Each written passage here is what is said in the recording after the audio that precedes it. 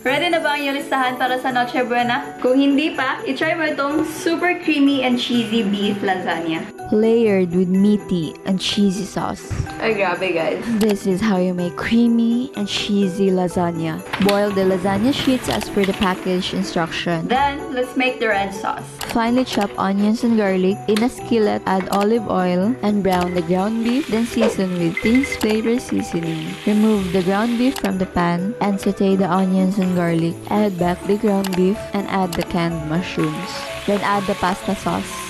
I will be using a cheesy and Filipino style spaghetti sauce. Stir occasionally so nothing sticks to the bottom. And season with Teen's Flavours all-purpose seasoning.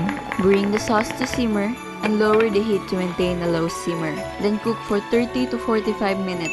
Then, let's make the bechamel sauce or the white sauce. Melt the butter in a saucepan and add 2 tablespoons of flour. Stir occasionally for 2 minutes until it becomes a paste consistency. Parang ganito. Then slowly add milk and continue to stir to thicken the sauce. And lastly, add cheese for more cheesy and creamy taste. Now, let's assemble the lasagna. Add the red sauce to the bottom so the pasta sheet sticks. Then top with lasagna sheets, then add the red sauce again, then the pasta sheets, then top with white sauce. And repeat the layering. Lastly, top with mozzarella cheese. Cover the lasagna with foil and bake for 25 minutes, then remove the foil and bake for another 20 minutes. Let it sit for 15 minutes before serving to keep its layers.